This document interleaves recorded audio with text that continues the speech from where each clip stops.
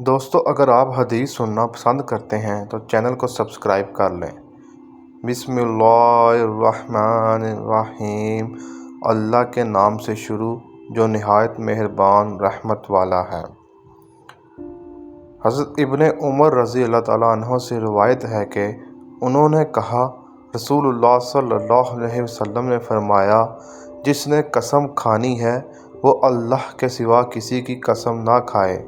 اور قریش اپنے آباء و اجداد کی قسم کھاتے تھے تو آپ صلی اللہ علیہ وسلم نے فرمایا، اپنے آباء و اجداد کی قسم نہ کھاؤ۔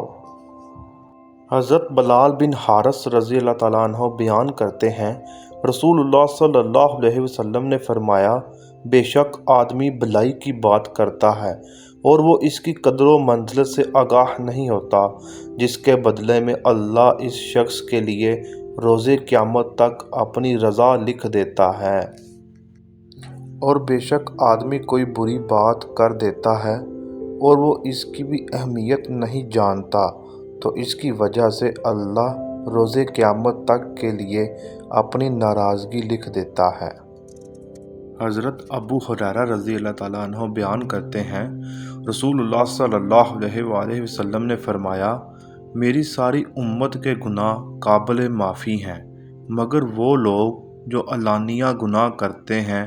اور علانیہ گناہ کرنا یہ ہے کہ آدمی رات کے وقت کوئی گناہ کا عمل کرے، پھر صبح ہونے پر کہتا پھرے، اے فلاں میں نے رات کو اس طرح کیا تھا، حالانکہ اللہ نے اس کی پردہ پوشی کی ہوئی تھی اور اس نے رات اس طرح بسر کی کہ اس کے رب نے اسے چھپا رکھا تھا، اور جب صبح کرتا ہے تو اپنے اوپر سے اللہ کے پردے کو اٹھا دیتا ہے۔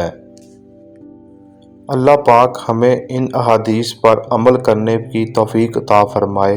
دوستو یہ احادیث خود بھی یاد کریں اور دوسرے کے ساتھ شیئر بھی کریں۔